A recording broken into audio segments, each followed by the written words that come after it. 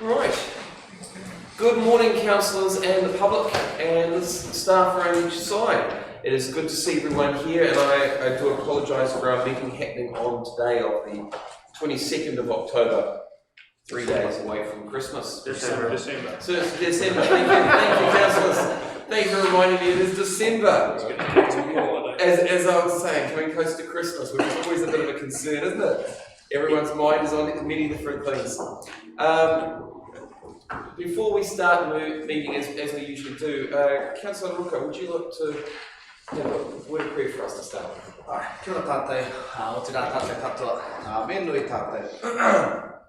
Urua ki te rā, wera ki te rā, ki te ata ka hāpara, ki te ata ka pākuru, ki te ata ka tū. Rere mai te ihihi, rere mai te wana, rere mai tamanui o roto, rere mai tamanui o waho, rere mai tamanui te rā. Tītea te kiri kia mahana, tītea te whatu kia ārea, tītea te kiri kia mahana, mahana te are ki o roto, mahana te are ki o waho, whana, hara mai te mahana, haumi e hui e, tāi. Ora. I appreciate that, taking the time to do that, Councillor Ruka. I must remind all the councillors again that because this is a full council meeting, the meeting is live streamed. We do have two councillors which are away at the moment, and we have Councillor Peters online. Councillor Peters, are you available there? Yes, I'm just trying to get better connection. I'm fine. Okay, cool. That's good to hear. So do I have a mover for the apologies of Councillor Golightly and Councillor Olsen? Councillor Harding? Yes. And Councillor McKenzie? Excellent. All those in favour? Aye. Any opposed? Carried. If by any chance Councillor Olsen does manage to come in or beam in, we'll record her as a late attendance. Okay. Councillors, we're going to move on to item 4.1, which we postponed at the previous meeting, and their motion is still on the floor at the present moment, which was put by Councillor Benny, which was that we have a items, was it 1C, which was a 5%, and I believe at that time, lay it on the table. It's a new motion. Sorry, my apologies. Carolyn is correct me. It's a new motion, and Councillor Hulse, I remember you asking it to be laid on the table. You have now stand, so would you like to move the new motion? Thank you, Worship. And as the mover at the last meeting had the motion lie on the table, and so we could do a bit more research into this. And since that meeting, we've had a workshop on this matter. And I'm going to move a new motion that's not on the agenda. It basically amalgamates some of the original conditions in the previous agenda, but say the alternative recommendation is, well, this is the recommendation. 1, that the council instructs staff to prepare a detailed operation budget and resulting engagement option for 2023-24 annual plan based on A, approving option A as the preferred approach to assist council in maintaining a balanced budget, necessitating no formal consultation other than fees and charges, and roading resale extension rates, with the increases excluding growth as follows. 7.9% to general rates, 5.9%, which is local government cost index, average plus 2% for growth, 7.9% to wastewater targeted rates, 5.9% local government consumer index, average plus 2%, 5.9% to water targeted rates, included metered water, local government CI average, and 5.9% to flood targeted rates, which is local government consumer index average. And 2,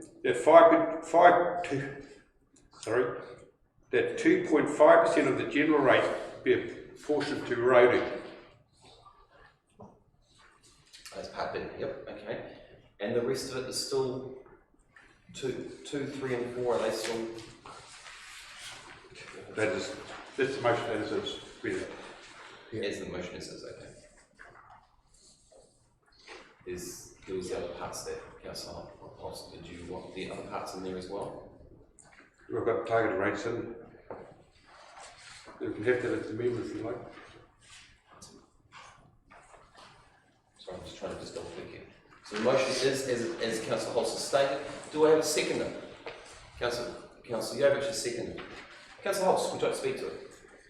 Well, since the workshop and going through the information we have before us, staff have made it clear that we need to progress and maintain our level of service as much as possible.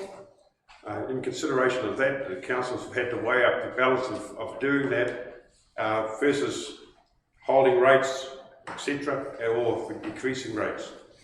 On average, I feel that there's a compromise to be met, and the compromise that if we agree to this, we can progress our district forward and cover most of the bases. At the same time, our staff could look for some savings where possible. The 2.5% for the roading budget is specific to send a signal out to the community that roading is always number one in the survey results. They want more spend on roading. We also know that our roading budget and subsidy rates from the government is very certainly unpredictable, but it's certainly unreliable at the moment as well. So we're making sure that we actually can do some maintenance work around that and keep our roading spend up to actually fix some of the problems we've got in our roading area and be proactive in that area. The issue about consultation, this is a big one. I've always been a councillor who's always advocated to go out every angle can with consultation. In this case, we're going out with fees and charges, but it's very uncharacteristic of council in a lot of senses, because there's so many other things in play at the moment. The Three Waters reform is the major one that we've got to consider as a council. It feels we've got to try and get the terminology right here. It feels unnerving to go to the public on consultation. We don't know what effect the Three Waters will have in our balance sheet or our budgets.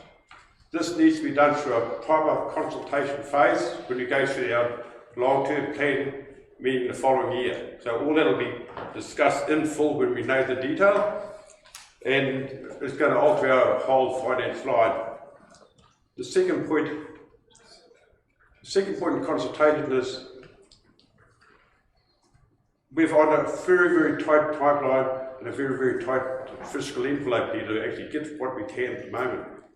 So with the Three Water reform and the other reforms going on, we've got to be more accurate, give our staff time to get our head around this new council. We've got a new finance committee set up now that's going to examine our finances in detail in the coming months and make recommendations going forwards. So I'll leave it at that. Thank you. Thank you, Councillor Hulse. Just for quick clarification, Alan, can you tell me, do we need to have points 2, 3 and 4 also added to the motion, or do we not need to? I just need clarification on the Councillor Hulse before we continue the discussion. Or any other parts to that? Through the chair, I think we should have, which allows the staff to complete the budgets. Yeah. Could also raise, suggest a clarification of the wording of Councillor Hulse's recommendation to give the effect that I think you're looking for, make it absolutely clear, so just because as it is now, that is unambiguous as to what we should do. So if you be with me, try and read it, suggested, change that, give you what I think you're after. Okay. Yeah, Councillor Hulse, Does that happen to us? this is quite unusual, so we'll Get it right. What I understand is you want to, of the 7.1 increase, make sure that as well as what Croydon's already getting, have another 2.5% added to it. No. Okay. So if we do what's in the resolution, actually there'll be less allocated roading than there is currently. Yeah, so you're right. Yes, but we also got a signal we're trying to maintain the rate of budget. What I just suggest is that we're changing to distribute the first 5.4% of the general rates increase in line with budget allocation in the 21 to 31 LTP. Allocate the remaining 2.5% of the general rates increase specifically to roading. Yes, that's it. So just to clarify that, I'll email it to you. you're going to email through to Carolyn at the moment? Yeah, about it. Okay, so we'll just get some clarification. Councillor Hulse, is that what you're That's in line, so just breaking down what I moved out of 7.9, so there's 5.4 is in the general pool and 2.5 is gated roading. So that makes up to 7.9%. So as just, recommended.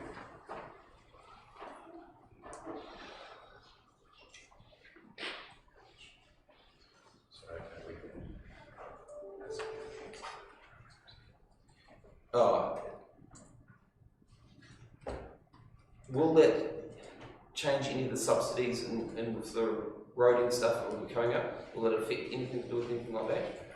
I can comment on that. I sought advice following the previous meeting that we had to see whether in fact we could get additional subsidy to add to that additional funding for building transportation.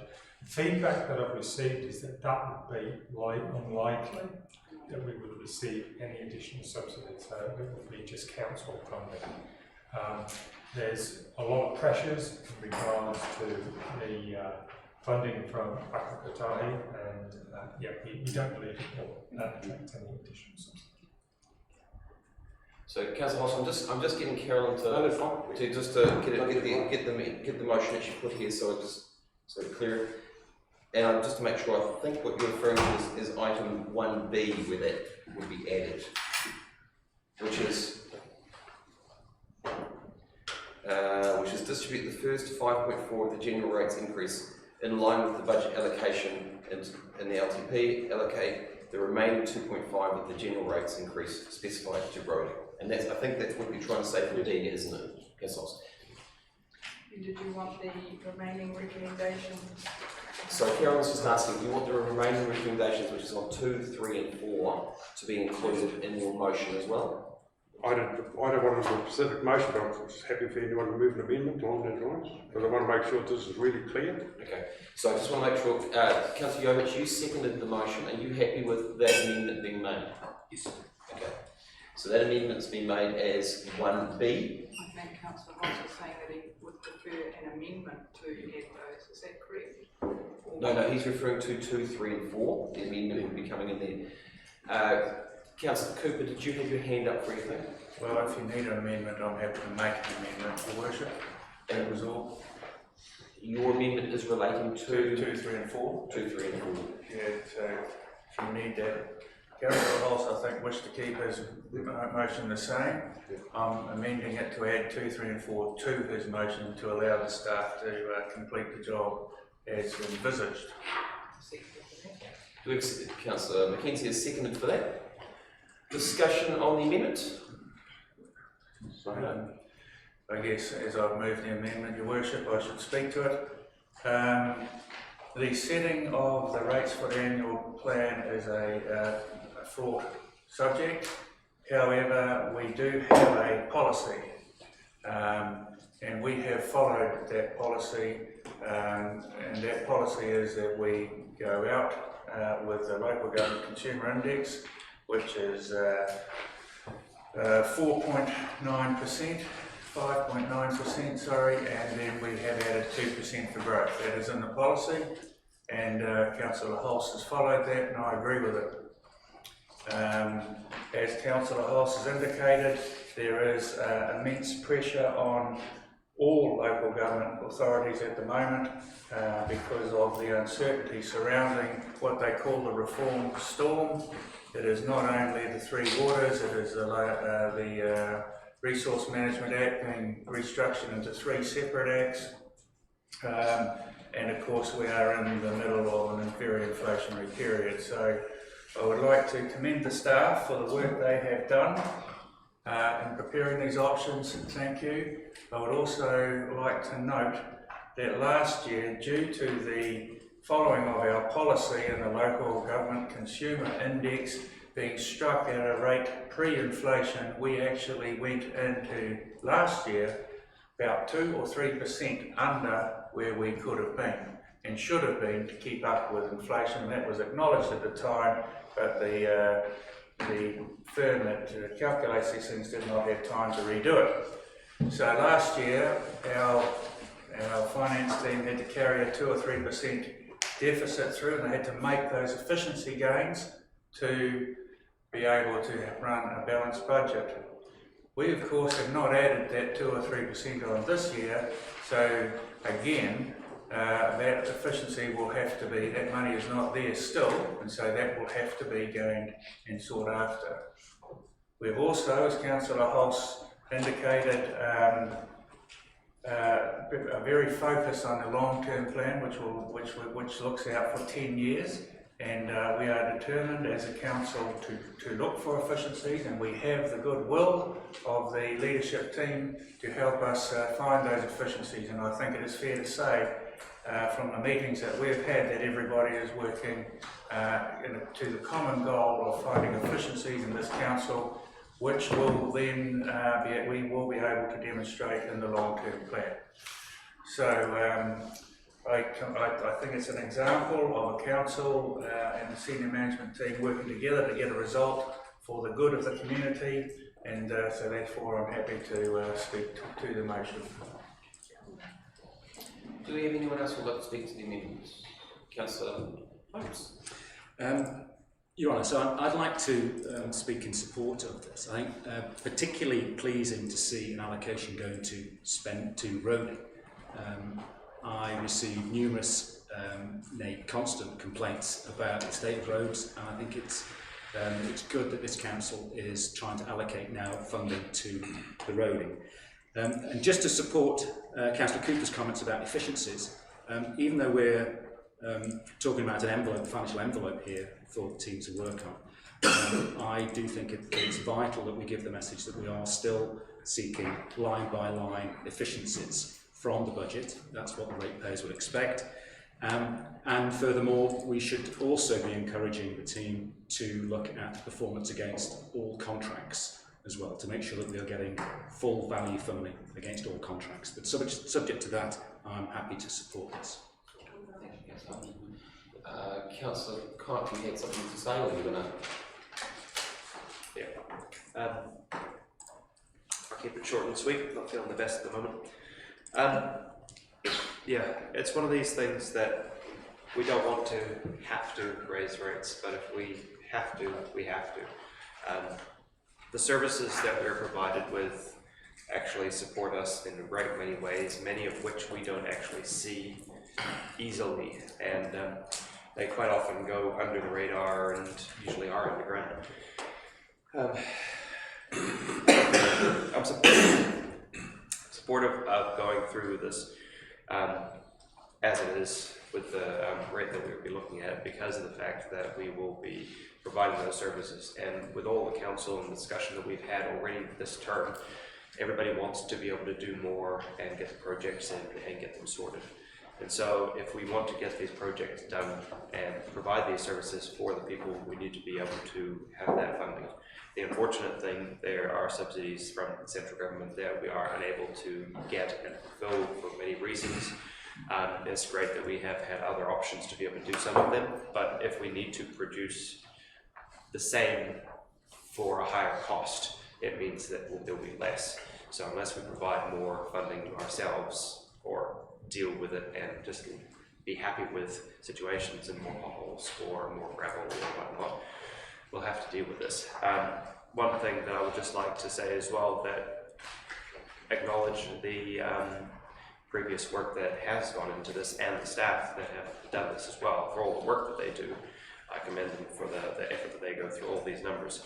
But sometimes there's that little cherry on the top that we do have, and today with the opening of the adventure playground on Pohe Island is just one of those things that sometimes there are these fantastic adventure playgrounds that try to cater to many different audiences. Sometimes they hit, sometimes they miss, but hopefully people will see that these type of things also cost money, but also are fantastic cherry on the top for all the other bits and pieces that they have to put up with as well. So it's great to see that it's open today. And yeah, thank you. Councillor Benny. Yeah, just to take a comment that Councillor Conant made, that if we have to raise rates, we have to. Well, we don't have to raise rates. Our option is that it is available to us to not raise rates. That is the decision we make.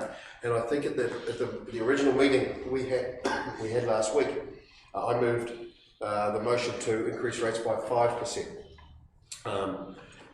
Councillor Hulse since then has laid the motion on the table, and we've discussed it, we've gone through. What are the repercussions of not raising rates by 7.9%? What are the repercussions of leaving them at 5%? What are the repercussions of having a 0 rate increase? Those are all options to us. After two of the things I'd like to highlight is that this council has one of the lowest rates of any council in the country, which is a really good thing.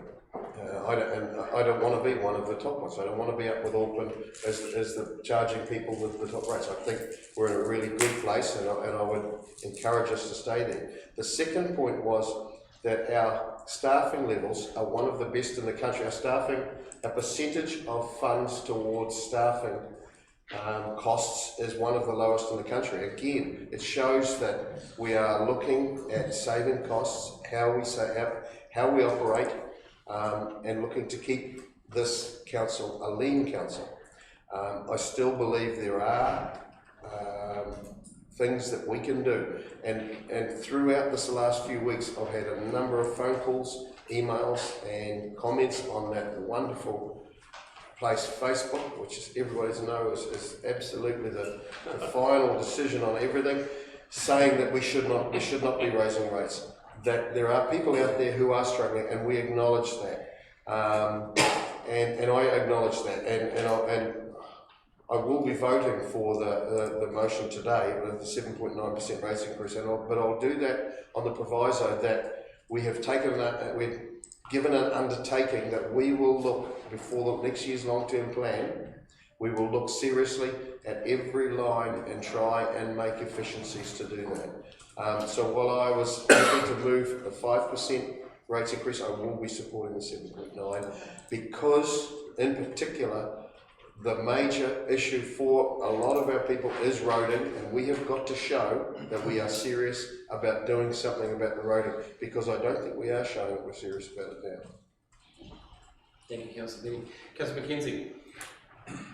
Thank you, Your Worship. I agree with the comments made previously to me. I've also decided to support the proposed rate increase of 7.9%.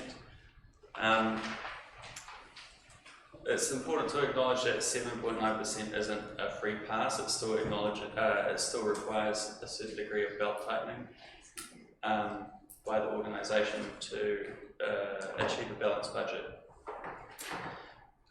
And as governors, we can channel money into areas that are particularly in need, for example, rural roads. 7.9% is the LGCI recommendation, which just purely indexes rates with inflation, and inflation is something, unfortunately, that the council cannot avoid. If we were to have more fat in the system, like Auckland Council, for example, potentially we could look at making more substantial cuts, but that isn't the case. We do run a lean council. We're at 54 of 67 councils. We have some of the lowest rates in the country, and we serve a very large geographical area as well. I acknowledge there's a cost of living crisis, and if I thought that reducing or increasing rates by a lesser extent was going to materially impact on people's well-being, then I may well have voted a different way. But having done the numbers, someone with a mortgage of $650,000 with interest rates going from 3 to 6% will be paying an extra $250 a week. What we're talking about at a 7.9% council rate increase is $4.30 a week, or $6.11 for non-residential. So I think it's important to give that kind of context. We're talking about a cost of living crisis.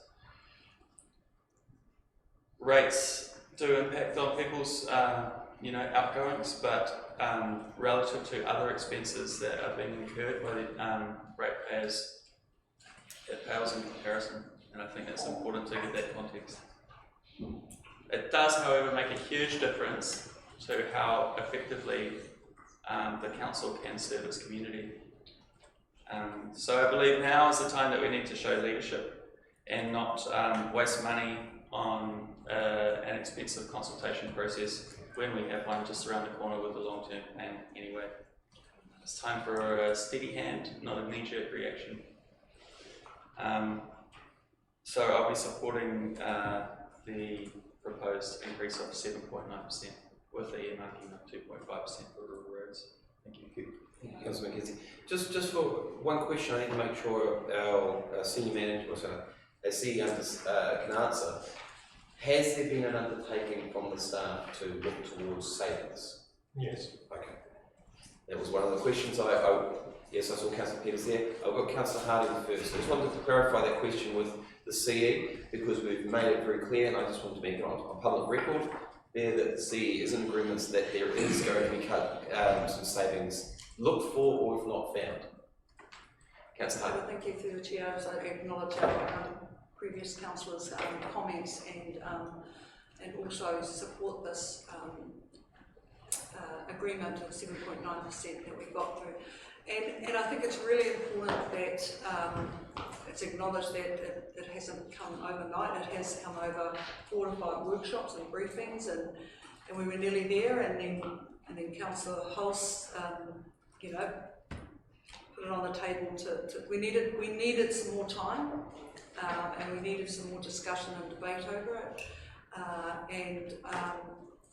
And this is how we've managed to get to the figure that we've got today in unison, and that's really important. At the end of the day, by the time we bring it back to the table, it's something that we've all agreed on. And it is important, yeah, it is going to make an impact on a lot of people's lives, as all other inflation costs are. I think we need to pay our way today so that we're not lumping it on our future generations. If we want a future-proof whānau Karingaprawa, we have to pay our way today, and some of it's going to be hard, but it's important that we do that and not lump it on those of our generations, our mokopuna that are to come.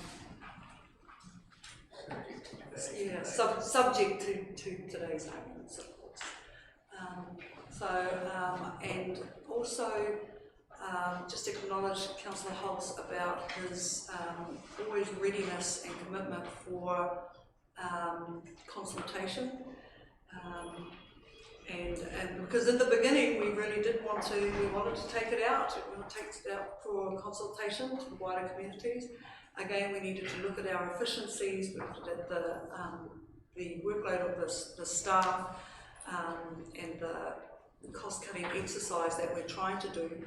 And as Councillor Mackenzie said, we will be going out for consultation with the long-term plans anyway. So for us, this was kind of the win-win that got us to the point of making this recommendation, which I support today. Thank you. Yeah, Councillor Peters. I endorse the current motion at 7.9%, and the reason is, and I realise that it's going to hurt people, but the reason is we last year ensured that everybody who is associated with our council is paid the living wage, and you can't have your cake and eat it too. In order to continue to do that, we have to ensure that we've got the funds to do so. And also this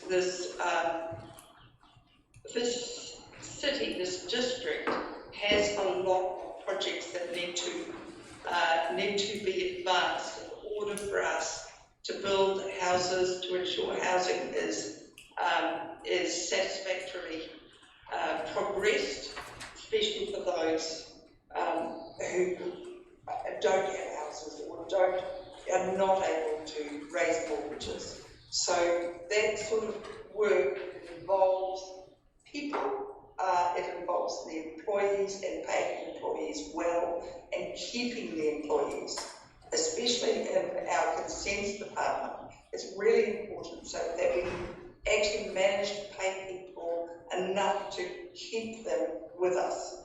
Thank you. Thank you, Councillor Peters. Councillors, discussion has been had amongst us. I'm well aware that not everyone has had a chance to speak or wants to speak. I'm quite conscious that this is a topic that it's all dear to all of our hearts, and we've all hearing from our community, and we're all hearing the concerns out there, and we're well aware of what central government changes have been made, which can affect us. So we're all well aware of that. So this is, and I do need to stress this to our members of the public, this is not something which is taken lightly. So our councillors have discussed this, have gone through this, have gone through the pros and cons of every single part of it. So it's not something taken lightly. Councillor, we have an amendment. Do we have, we've got a mover and a seconder of that. We'll put that, yeah. We'll put the amendment. All those in favour? Aye. Any opposed? Carried. Councillor Hulse, it's down to right of reply, unless there's any other councillors who want to speak? No? So I just want to highlight in our information papers here today is some really, really scary facts and figures. One of this is from our Northern Transportation Alliance, and by individual council, quoting how much the dollar spend has gone up on all our roading contracts and spend and the cost of doing business out there in the roading sector. You're looking at, it's got it here, an 18% reduction in achievable, ordered and measured works for the Far North District Council. But our council's not much, we're not far behind.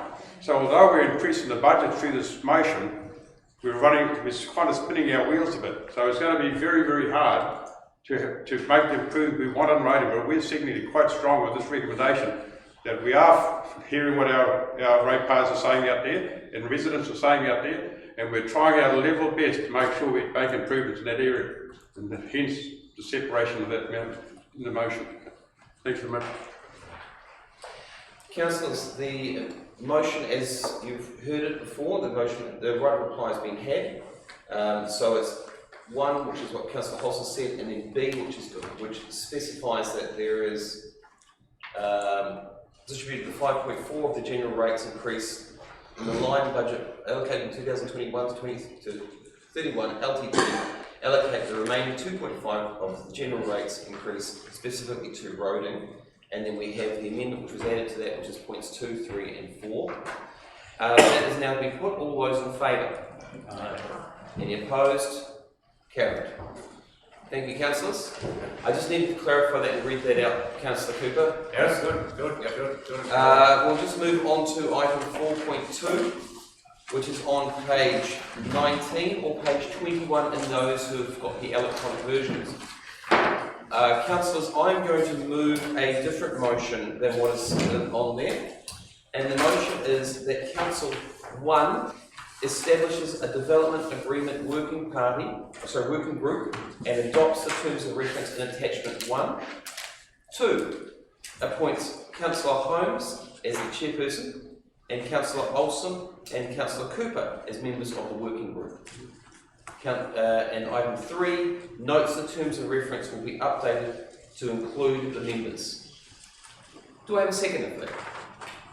Councillor Reid. Councillors, the reason I've moved this amendment, or moved this motion, should I say, for this, is there has been a very strong wording amongst our community that those who are doing developments want to basically make sure they are heard and they are able to have development agreements happen. While the staff's motion to be involved with just the staff, by having the council working group there, it is actually allowing some neutrality effectively, so that the public or the developers know that councillors are there to help and support them. The members were selected on their ability to look at things rationally and look at things in a fair approach. Councillor Cooper was added onto the group as he is the chair of the of the strategic development, the planning and strategic development committee. So councillors, that's why that motion was moved. Again, it is to allow our developers that reassurance that we are in fact trying to work with them and trying to get development happening within our district, and at the same time trying to make sure that our council and our developers are able to work together in a harmonious manner. I have moved the motion, I've spoken to it. Councillor Connor.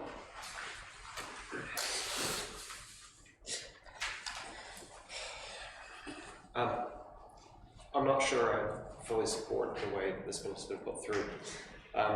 From my previous term being on the council and coming through here, working with the staff, and as you put it as well, I have seen nothing but supportive staff, and respectfully, the way that you've worded that, it kind of, to me, sets a frame that the staff are not supportive of people working with the community. I know you are not meaning that, but it could be perceived as that. Personally, I think that as it is would be fine. I don't see any issues with it. From the discussions that we have had, that I've heard from the staff, that they're really wanting to do more and develop the community that we live in. And I have no disrespect to the councillors that have been appointed to this, and I would hope they should show that they are up to the challenge of doing this as well, if it does pass. But I personally see no reason to take it away from that. But at the same time, sometimes change can make things work too. So open to things, but I'm not supportive of it at this point in time. Thank you, Councillor Cooper. Councillor Cooper. Thank you. I believe Councillor Connor has raised a good point. Thank you. And as someone who's potentially on this committee and as the chair of the strategy and planning, I can confirm that the staff have no desire other than to do their jobs professionally, and I've seen that demonstrated, and I totally agree with Councillor Connor. Any person out there who feels that the councillors on this committee or working group to do anything other than observe has misunderstood. We are there just to observe the process and for both to ensure that there is neutrality and transparency for both sides. Often these things are quite complex, and it is our desire to work with staff and any developer that comes along to ensure that both parties of the agreement are supported in a neutral way. Absolutely neutral way. We will not be negotiating any terms or anything like that. It will be purely to observe the process as it goes through from a governance point of view. Thank you. Yes, good. Councillor Holmes. Your Worship, so just to respond to Councillor Connor as the proposed chair of this, again, just to reassure Councillor Connor that if this goes through and I am appointed to chair of this, then I would undertake this in an impartial and consultative manner with the staff. There's a difference between governance and management, which I'm acutely aware of, and I won't be straying into the realms of management. And the staff will be encouraged to do what the staff do very well, and that would certainly not be my intention to be stepping into that space. Appreciate it.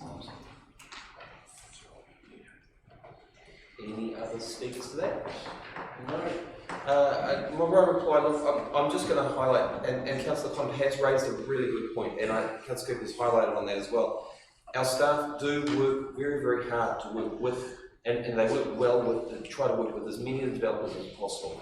Sometimes when developers come in, they come with a different view about how they want to have things done, and it doesn't quite meet the staff's rules, or they might not meet the way the staff wanted to do things. So, and sometimes it is a communication rather than what wants to be achieved. And a lot of our developers out there, in my experience, want to do the right thing. They just want to make sure it's done in a way that they can deal with it. So it's not trying to favour council or favour themselves, they just want to do the right thing. And this committee and this working group is more about trying to make sure that both parties are heard clearly and they're both able to be communicating in a fair manner so that our developers and our council don't feel as though they're both on the back foot. Okay, so that's one of the big things, and that's my right of reply on that. Councillors, all those in favour? Aye. Any opposed? Carried. Thank you very much. Councillors, on 4.3, I'll Hey. do that. Thank you, Mr. Chair. Page 20. Can I just Yes. signal a potential conflict of interest on this one else that I'll say about? Right, not a problem. Okay, let me just get to the agenda item here. Page 4.3, page 25, or page 27 of your digital copy. And Councillor I'm going to move it, Your Worship. Councillor Cooper's moving I it. don't declare. Councillor Hulse is saying that he's got an interest in it. Yeah, I would have declared that I'm a trustee of the Wangari Harden Bank Marina Trust. And I believe Councillor Harding is as well. That's Yep. And Councillor Kennings in that he may have an interest in this. Yeah, our architecture practice is working on this project, so I just want to declare that. Okay, right. Councillor Reid will second. Thank you, Councillor Reid. Councillor Cooper, you've got the motion. Would you like to read it out for our audience, please? Okay. That the council, 1, approve a $5 million loan facility to the Whangarei Marina Trust subject to favourable independent credit assessment. Actually, yes, I will, when I get to point 4, make a slight amendment, Your Worship, just to foreshadow that. So trust subject to a favourable independent credit assessment, suitable conditions to mitigate potential risk to council/ratepayers being identified, and any conditions being accepted and agreed by the Whangarei Marina Trust.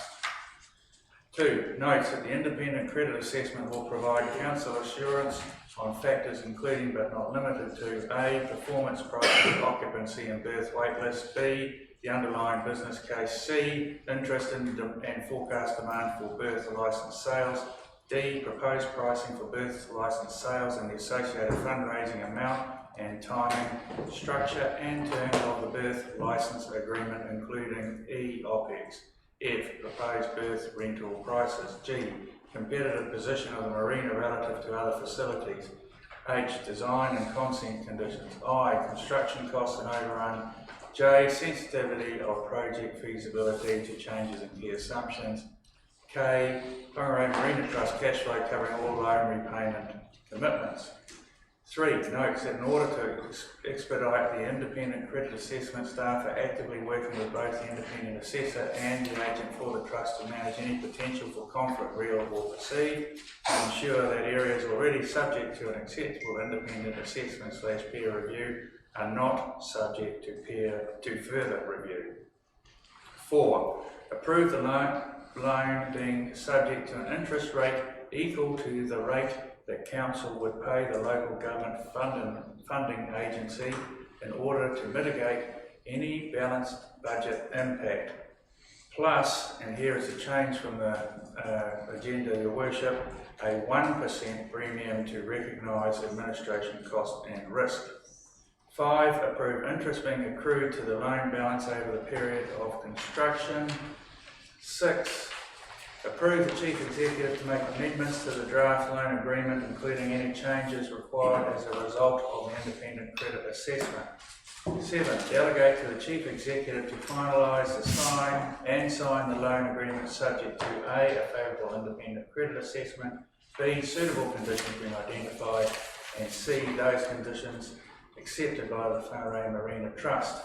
8, require the loan agreement to come back to council for consideration should a favourable independent credit assessment not be forthcoming and or recommendations to manage risk not be identified/accepted. Well read. Councillor Cooper, it has been moved. Would you like to speak to, as moved to second, would you like to speak to? Quick question. Yes, Councillor. As he altered it, is the seconder still fine with it being altered? Because he seconded it before it was read out with the alteration. Yep. I'm just going to check with it. Councillor Reid is nodding his head. So Councillor Reid is happy to second the amendment on that. But there's actually just a slight change to the actual original motion. Councillor Cooper. Thank you very much. This body of work has been going on for a long time, and I acknowledge two representatives from the Marina Trust in the gallery, public gallery. Nice to see you guys. They've been working closely with Tony Collins, our man here, and he's here to answer any questions. I guess as a city and as a group of governors, we wish to see these sort of projects moving ahead. the Marina Trust has always, as far as we have seen as governors, performed with a very credible record and integrity. From that point of view, I think it is good business for us to do, good for us to do business with them, sorry. I will also note that the council wished it to be a cash neutral obligation on the council's part to help with the balanced budget, as it says in here. The reason for reducing the 2% premium down to 1% premium is that will still provide the council with $50,000 to manage the loan. I'm sure it won't require that, so I'm pretty sure it's the sort of thing that Alan could do before he opens his second eyelid in the morning, and so $50,000 probably quite a good price for that. So I think we should approve this, Your Worship. I support it, and also it is on a commercial basis, so it doesn't get too much of a advantage over any other marinas that are around the place. Thank you. Councillor Holmes, you'd like to say something? Your Worship, I'm the council appointee on this trust as one of the two trustees, and now I've got Councillor Harding alongside me for this term. I want to take an opportunity to speak on the trust. Nothing to do with the agenda. I'm not taking part in the discussion or voting on this item. But as a trustee, your trustee, appointed by you, the council, I'd just like to bring in something that's totally missing in this agenda item. Okay, who was in this room in 1989? Who can get a vision of the town basin in 1989? What happened in 1989 was local government reform, set up by the government. The government went through all the smaller bodies and decided, in its wisdom, to set up the Whangarei District Council, Northern Regional Council, and disbanded a lot of the activities of the Northern Harbour Board. Who can cite back to 1989 and see what the town basin looked like? Who can see the storage sheds, the wharf with the storage goods sheds on the wharf? Who can see it as a commercial wharf with people coming and going, trucks coming and going? Who can see a timber mill sitting down there? That was the town basin in 1989. A couple of good things happened in 1989. One, a team of business people in Whangarei formed the Progress team and got elected into council with a majority, quite a big majority, to make changes. What was their vision? Well, luckily, same time they inherited a good bond of money from the sale of the electricity department in the city, and they had a capital amount of money they wanted to invest. Those business people thought, let's add an attraction in Whangarei. So they looked for the major attractions in the city. What do we have? We had a wharf in the middle of the city. We had trucks in the middle of the city. So what did they decide to do? They would turn that into a major function based around the Whangarei Marina that they inherited. So the whole town basin today came from the vision of that council to say, we are going to make a difference. We're going to form the tourist centre down on the waterfront. We're going to move all those bad activities away, bring in new attractions, and so the town basin plan was hatched. Wouldn't it be great to have this in a agenda item? So the new direction was born. The vision was carried on by various mayors. In 2000, got it here somewhere, the 11th, I know this one, so it happened 3 weeks after I was elected as a councillor. So on the 14th of November 1992, a deed of trust was set up between the council and the Whangarei Harbour Marina Management Trust, which the council owned till they handed it over to the trust. That is signed 3 weeks into the first term of council I was on. Businessman Dave Culliman and Paul Hayward were the first two trustees. And Wally Ovich was their financial chairman. And so, once that plan is born, the following mayors followed on. Councillor Peters was elected as mayor, and Councillor Peters and myself and the then CEO, Mark Simpson, went to Wellington and spoke to the Minister of Transport, and we spoke to the whole Transit Board, suggesting that they help fund a Baskerville Bridge and forming Lower Harbour Crossing. Because of the vision of that council and the value of the town basin, the value of that marina, the government provided us with $14.8 million of subsidy money. Subsidy money that came on an internal road that they didn't normally fund, based on that vision, what we wanted to do. It led on to the Loop Walkway. Councillor Connick just brought up all the nice activities on Torrey Island. We had to have the bridge get a loop, all based back on the marina. Now we've got in front of us today, and what you'll be debating as soon as I sit down, is how successful that marina's been. Because I've now got to a stage where expansion is necessary to keep attracting more overseas yachts, more business people, and more people into our area. It's full. At present, they need to expand. Simple as that. Good management structure. Their manager's been in place for 15 years, manager and assistant, 15 years experience, no complaints about the operation. A sure bet. So I thought I'd just bring you up. It wouldn't it be great to have that in the agenda? Thank you. Thank you, Councillor Hobbs, and well done for keeping within that 5-minute Yeah, time frame of the standing orders. Well done.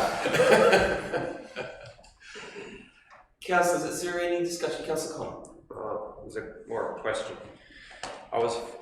First of all, I was 4 at that point in time in 1989, so I have no idea. So please tell me if you can remember something when you were 4 years old.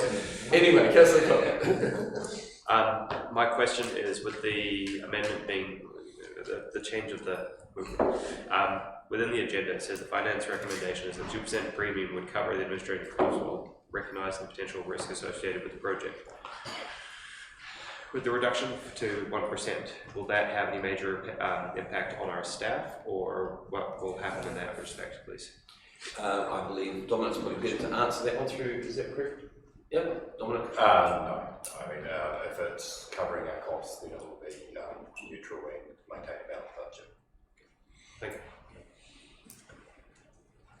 Any other questions? Right, reply, Your Worship. Right, a reply can be had, Councillor Cooper. Thank you very much. Firstly, I'd like to say that those people who knew me in 1989 would agree that I was a vision. Back then. I thought that was a nightmare. Councillor Reid. However, my mother would still say that I am now. I guess I concur with what Councillor Hobbs has said. The impact on this will be good for our business. It builds on a vision that has been laid out and acted on over many iterations of council, and so yes, I think we should support it. Thank you. Yes, Cooper. Councillors, the right reply has been had, has been moved and seconded. All those in favour? Aye. Any opposed? Carried. Sorry, Councillor Peters, was that opposed or was that for? That was 4, okay, right? Councillors, item 4.4, page 83 or page 85 in the electronic version. Sorry, 5.1, my apologies, I read that wrong. 5.1, which is page 83 or 84, 5 in the electronic version.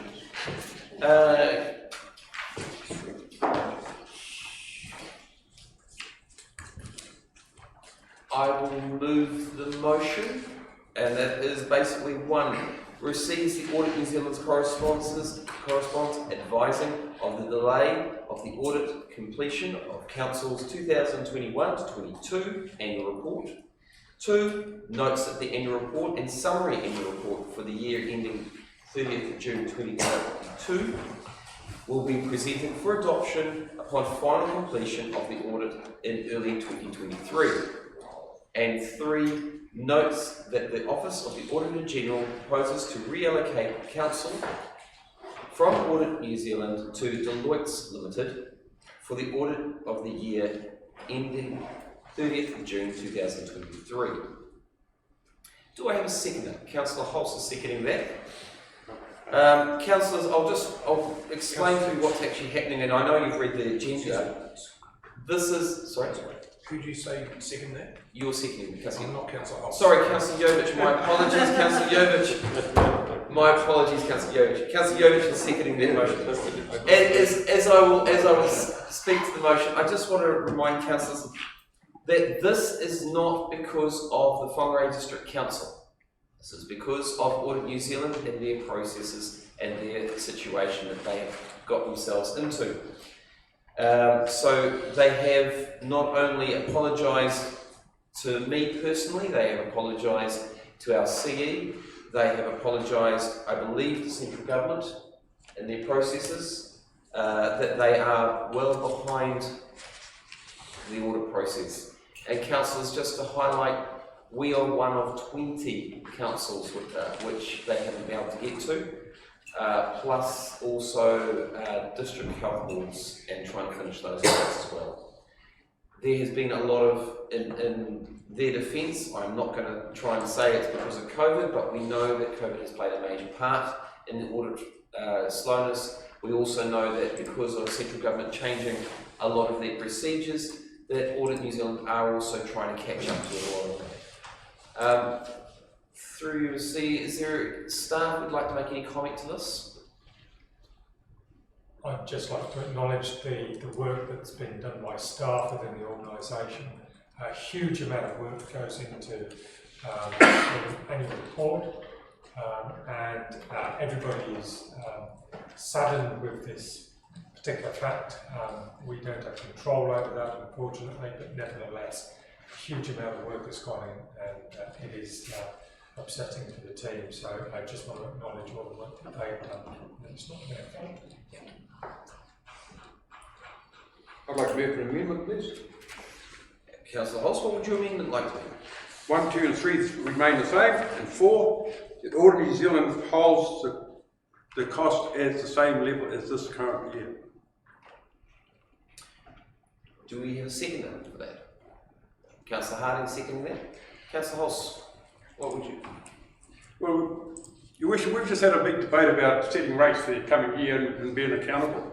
In this case, this is no fault of our own. This is a fault of our audit not being able to get through their work. Therefore, I'd expect them to hold the same fees and charges and everything else that they produce to us to get the work done on time.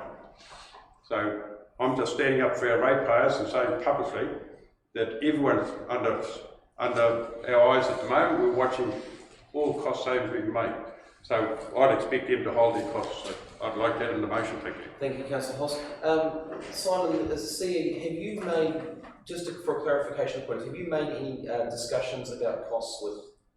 No, costs are discussed in the documentation here that you will have read. I don't know whether there's any comment in regards to the motion that finance will make. Simple answer is why would they increase it? Yep. Aaron, would you like to say something? My understanding of that is that this is going to be commissioned out for this council, commissioned out to Deloitte. If there was already an agreement of what the cost of the services would be, then that cost would stay the same. However, if an agreement hadn't been previously arranged, then we would need to sit down and negotiate that with Deloitte. Councillor Chair, normal practice is that it's a contract that's set in and advice is given for the next 3 years. So it would just be a question back to our SLT is in terms of that side. So, the costs would have been set in advance. So, anything additional, would be questioning that. But it is a process that is common in place with auditors, that it is already set well in advance, and we would have something probably for the next 3 or 5 years, possibly in terms of some numbers already. Yeah, this is totally unnormal this thing, Councillor. Councillor Hulse, would you like to add one little piece to your motion there? So you said you keep the cost the same or cheaper? Oh, or reduce costs, yes. Or reduce costs? Yes. Would you like to add that as part of your motion? Absolutely, thank you. Or lower, yeah, sorry. Yeah. Councillor Harding, are you happy to add that to us? Yeah, I'll just second it. Yeah.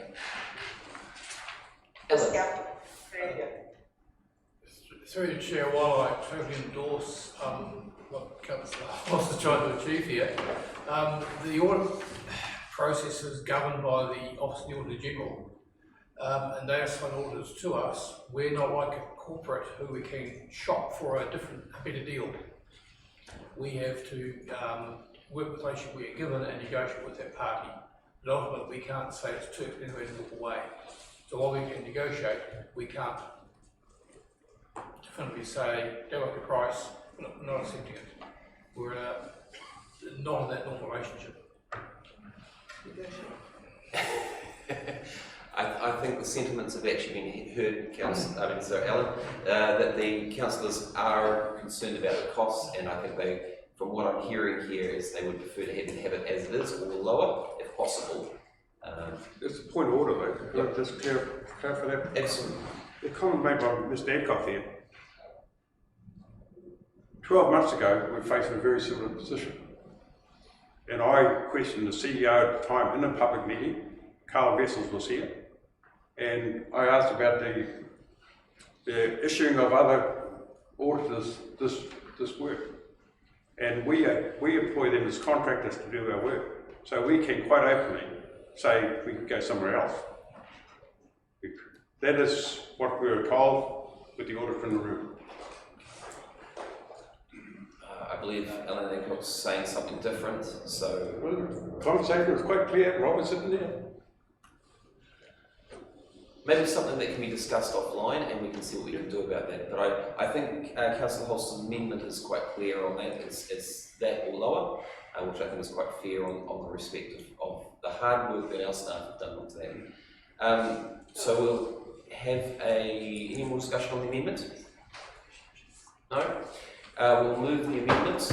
All those in favour? Aye. Any opposed? I think Councillor Connick is in opposition. Do you want that recorded, Councillor Connick? No. So that becomes the substantive motion. Right of reply. I don't think there's anything more that needs to be said to the right of reply. All those in favour? Aye. Any opposed? Carried. Thank you, councillors. That is, and staff, and those in the public. That is our meeting adjourned at this, finished this meeting for the year 2023. And as Councillor Luka has started our meeting, Councillor Luka, would you like to finish off? Kia ora, Your Worship. Mea nui tātai. Ki ira hikira pa te tapu o tēnei wāhi o tēnei wānanga. Kia maurua te māramatanga i roto i te whatumanua, ka pūrea, kia mauri nui, kia mauri roa, kia mauri tau, tihei, mauri ora. Thanks, you Councillor Luka. Now to the councillors, the staff and the public, please be well aware this is Christmas time, and I do pass on Christmas greetings to you all, and also may have a very safe and healthy Christmas. There's a lot of people out there with COVID who are still suffering. There's a lot of families who are still separated because of illness and travelling around the world. So I do hope that everyone is in a safe and happy and healthy Christmas. Thank you. Thank you.